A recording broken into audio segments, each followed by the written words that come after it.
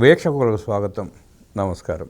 కల్తీ లిక్కర్ వ్యాపారం చేసి ప్రజల జీవితాలతో ఆడుకుని పలువురు ప్రాణాలు పోవడానికి కారణమైన జోగి రమేష్ అరెస్ట్ అయ్యి బెయిల్ మీద బయటకు వచ్చిన తర్వాత జరిగిన పరిణామాలు, లోకేష్ గారిని ఇష్టానురీతిగా మాట్లాడిన తీరు మీద టీడీపీ కార్యకర్తలు ఆగ్రహవేశం వ్యక్తం చేసి ప్రశ్నించిన సందర్భం, తన ఇంటిని తానే తగలబెట్టుకుని ప్రభుత్వం మీద ఆరోపణలు చేసిన జోగి రమేష్.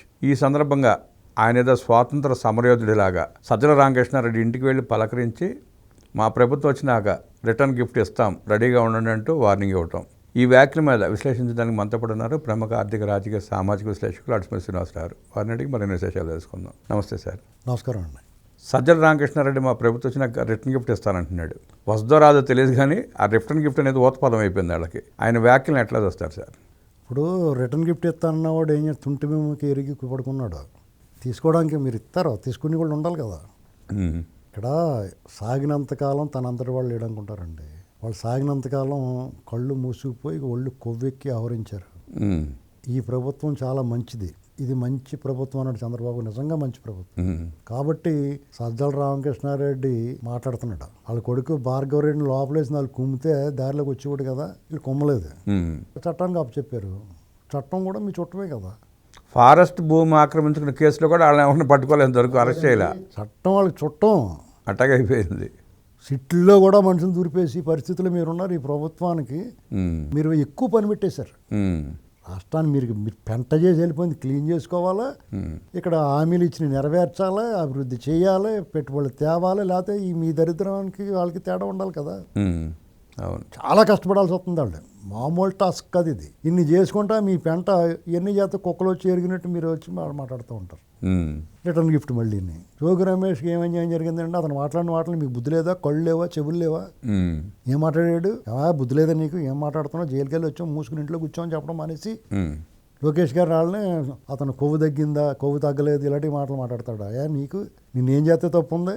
సుమారుగా 3 ఏళ్ళు జైల్లో ఉంటున్నాడు. నిన్ను జైలుకి వెళ్ళి వచ్చావు, లోకేష్ గారు నన్ను మాటలు మాట్లాడావు, నువ్వు మంత్రిగా చేసావు, వయసు ఉంది, పరిణితి చెంది మాట్లాడాలి, రాజకీయాల్లో ఉన్నావు. ఒక సాధారణ కార్యకర్తకి నీకున్నంత సమయం ఉంటుందా? ఒక ఎమోషనల్ బాండింగ్ కదా. ఆ మాట అంటే వాళ్ళు ఎందుకు ఊరుకుంటారు? అతను జ్ఞానం లేదా నీకు? రెచ్చగొట్టకూడదని నువ్వు రెచ్చగొట్టి ఇప్పుడు చెప్తే వింటలేదు, మీరు కొడితే ఎడుతున్నారు ఒక పక్క నుంచి. అంబటి రాంబాబు అయినా లేదా జోగి రమేష్ అయినా అన్నిటికన్నా ముఖ్యంగా నువ్వు సజ్జల రామకృష్ణారెడ్డి నువ్వేం చెప్పాలంటే, నేను మా జగన్ రెడ్డి మేము వేరు, రెడ్డిలో మా రెడ్లు వేరు, మా ఓటర్లు వేరు అన్నట్టుగా మీ వాళ్ళ చేత మాట్లాడచ్చు. వీళ్ళ చేత మాట్లాడించడం ఏంటి? రిటర్న్ గిఫ్ట్ ఇవ్వాలంటే అవసరం రాదు నీకు. అంటే బలిపోసులు వీళ్ళని బలిపోసులు చేయటం. మళ్ళీ బొత్స సత్యనారాయణ గారి చేత మాట్లాడుతున్నారు. ఆయన కూడా వీళ్ళని మందలించాలి. సజ్జల రామకృష్ణారెడ్డి నేను మాట్లాడటం, నువ్వు మాట్లాడు, నువ్వు మాట్లాడబాయా, లేకపోతే పైపులు కట్టి ఎత్తుకెళ్ళిపోయి బొగ్గన రాజేంద్రనాథ్ రెడ్డి చేత మాట్లాడించు, ఆ రవీంద్రనాథ్ రెడ్డి చేత మాట్లాడించాడు. మామ పెద్దిరెడ్డి రామచంద్రారెడ్డి ఉన్నాడు, రామచంద్రారెడ్డి చేత మాట్లాడించు. మేమెందుకు మాట్లాడతామయ్యా, మీరు రాయలసీమ అంతా 43 సీట్లు ఉంటే 30 సీట్లు మీరే కొట్టేస్తారు కదా, మీరు మాట్లాడండి, మేమెందుకు మాట్లాడాలి, ఇక్కడ మా దగ్గరికి వచ్చినప్పుడు లెక్కలేస్తారు మీరు అని చెప్పాలా. అన్నిటికన్నా ముఖ్యంగా రిటర్న్ గిఫ్ట్ ఎవరు తీసుకుంటానికి సిద్ధంగా లేరు. అర్థమైందండి? కనీసం మీకు ఈ పార్టీ కంప్లీట్గా క్లోజ్ అయిపోయిన తర్వాత రాష్ట్రంలో ఆల్టర్నేటివ్స్ వస్తాయి. అప్పుడు దాకా వీళ్ళతో కొంచెం మార్క్ గట్టిగా అంటుకుంది, ఇది తుడిచేస్తున్నారు, క్లీన్ చేస్తారండి. ఇప్పుడు సజ్జల రామకృష్ణారెడ్డికి ఇంకా రిటర్న్ గిఫ్ట్ ఇవ్వకపోవడం వల్ల ఈ మాటలని మాట్లాడుతున్నాడు అంటారా? ఇప్పుడు వాళ్ళు పెట్టాల్సింది పెట్టాలి కదా, 4 పెట్టాలి, కనీసం 1 పెట్టాలి కదా, 4-5 పెట్టాలండి అతనికి. బాకీ ఉన్నారు వీళ్ళు. అవును, 4 పెట్టలేకపోయినా 5 పెట్టలేకపోయినా 1 పెట్టాలి. 1 పెడితే దారిలోకి వస్తారు. ఆ 1 పెట్టకపోబట్టి రెచ్చిపోతున్నాడు, ఎగిరెగిరి పడుతున్నాడు. ఎగిరెగిరి పడిన పులుసు అయిపోద్ది. అవును, వీళ్ళు ఏంటంటే లా అండ్ ఆర్డర్ ప్రాబ్లం సృష్టించాలి. రాష్ట్రంలో ఏదో ఇష్యూ మీద వెళ్ళాలి, వీళ్ళు జనాల్లోకి వెళ్ళాలంటే ఇలాంటిది ఏదో చేయాలి. ఇష్టం ఉన్నట్టు మాట్లాడితే వాళ్ళు 2 పీకితే మన లభోదీపం నేర్చుకుంటా కులాలు కుంపట్లో. ఇప్పుడు పరామర్శ అంటే వస్తున్నాడు కదా, ఏడుపు ముఖం వేసుకుని పరామర్శ అంటే వస్తున్నాడు. ఇప్పుడు జోగి రమేష్కి తన కులం గుర్తొచ్చింది, బీసీ కార్డు ఎత్తుతున్నాడు. అదే అమర్నాథ్ గౌడ్ని చంపేసినప్పుడు మాట్లాడలా, చంద్రయ్యని చంపేసినప్పుడు మాట్లాడలా. ఇవన్నీ ఎవరికి తెలియనంటే ఇప్పుడు ఎవడో నమ్మరండి. ఎవడగాడు ఆ పార్టీ అభిమానులు కార్యకర్తలు ఉంటే వెళ్తారు తప్ప కులం భుజం మీద వేసుకున్నంత మాత్రం అది ఎవరికే కుదరదు. అవును, అభిమానం ఉంటే వాడు మంచోడు అనుకుంటే వెళ్తారు అంతే వెనకాల. రాష్ట్రంలో జ్ఞానోదయం అయింది అందరికీ. అవును, పైగా వీళ్ళ కుట్రలు కూడా అర్థమైనాయి. అమ్మని వాళ్ళ చేత మాట్లాడతలేదు రా, మన చేత మాట్లాడుతున్నాడు అని అందరికీ అర్థమైంది. అది నిజం కూడా కదా. ఇప్పుడు ఇక్కడ స్పందించాల్సి వచ్చినప్పుడు వాళ్ళు ఎందుకు స్పందించరు? ఈ పాయింట్ ఒకదానికి సమాధానం చెప్పమనండి. మీరు అన్నది కూడా వాస్తవమే. వాళ్ళు మంచోళ్ళ కింద ఉండాలి. లేదా రామ్మటి రాంబాబు, పేరు నానియో, లేకపోతే కొడాల నానియో, వలమినేని వంశీయో, జోగి రమేషో, కారుమూరి నాగేశ్వరరావు వీళ్ళే మాట్లాడాలా. ఎస్సీ ఎస్టీ బీసీలు కాపు నాయకులు మాట్లాడతారు. వీళ్ళు మాట్లాడరు, ఎవరిని తిట్టరు. చంద్రశేఖర్ రెడ్డి సారి తిడితే మనం తిట్టకూడదు, వాళ్ళే బదనామా అవ్వాలి, వాళ్ళే తిట్టాలి, వాళ్ళు తిట్టుకోవాలని చెప్పేసి ఆఫీసర్ ఒకసారి అన్నాడు, మానేశాడు. తర్వాత ఆ తెలివితేటలు వీళ్ళకి ఎందుకు లేవు? మీరు సన్నాస్థానంగా వ్యవహరించి కులాల మీద పడ్డారని ఆడటం ఎందుకు? నువ్వు మాట్లాడు. ఇలా ఒకటే లెక్కండి, గుంటూరులో అంబటి రాంబాబు ఫ్లెక్సీ చంపడానికి అంబటి రాంబాబు ఎందుకు వెళ్ళాడు? లేళ్ళ అప్పిరెడ్డి, వేణుగోపాల్ రెడ్డి ఎందుకు వెళ్ళలేదు? చెప్పమనండి సమాధానం ముందు. అవును, తను వెళ్తుంటే వాళ్ళిద్దరిని కూడా రమ్మనాలి కదా. అవును, తను తిట్టడం ఎందుకు? వాళ్ళని తిట్టమనండి చూద్దరు.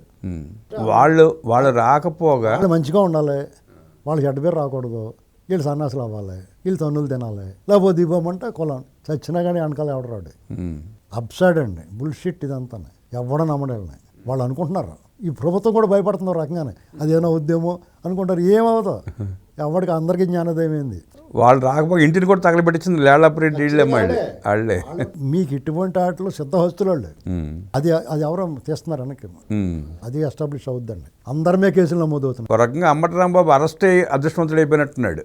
ఇప్పుడు అందరి మీద కేసులు, బ్రహ్మనాయుడుతో కూడా పల్నాడులో ఆయన మీద కూడా, వినుకొండ మాజీ ఎమ్మెల్యే అతని మీద కూడా కేసు నమోదు. ఎవరిని వదులుతారండి? విడుదల రజని మీద కూడా కేసు నమోదు చేశారు వాళ్ళు.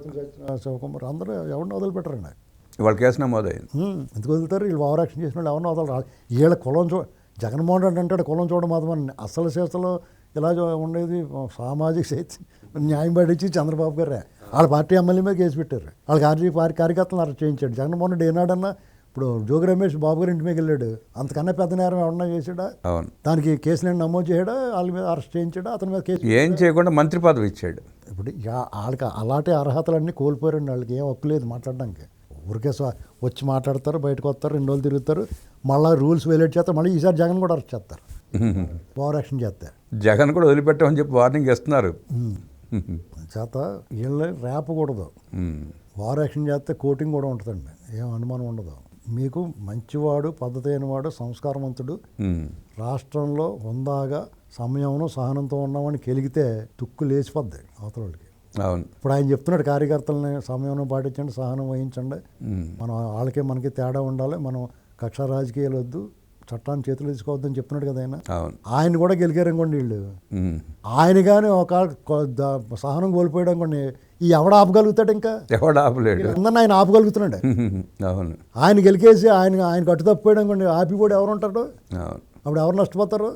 అవును, ఒళ్ళు దగ్గర పెట్టుకుని ఉండాలి వీళ్ళు, అంతే. తప్పులన్నీ మీరు చేసి మీరు అన్నీ ఆపేస్తే మీరు ప్రజల్లోకి వెళ్ళండి ఖచ్చితంగా.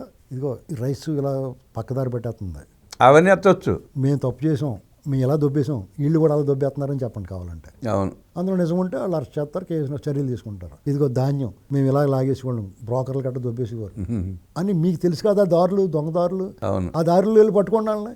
ఆ కార్యక్రమాలు ఏమీ చేయరు, ఎందుకంటే మళ్ళీ వచ్చిన తర్వాత మళ్ళీ వాళ్ళు చేసుకోవాలి కదా.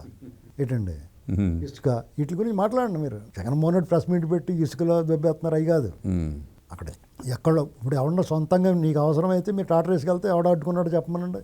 అవును, నువ్వు వ్యాపారం చేస్తే అడ్డుకుంటారు, నువ్వు వ్యాపారం చేస్తే వ్యాపారంలాగా ఉంటుంది. నువ్వు వ్యాపారం చేస్తున్నావు అనుకో, ఇక్కడ 10,000 కొనుక్కుని 12,000 అమ్ముకోమంటారు.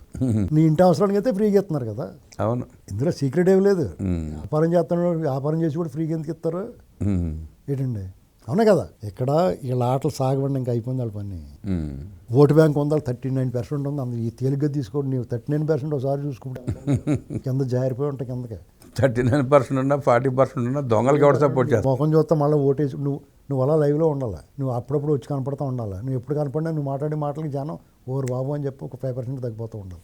అవును, తాను తీసుకుని పోతే తానే పడుతున్నాడు అక్కడ. ఇప్పుడు కూడా రెడీగా గోయి తీసుకుంటుకుంటూ అందులో దిగేసి మట్టి తనే మీద వేసేసుకుంటున్నాడు, మట్టి ఎవడే ఎక్కలేకుండా.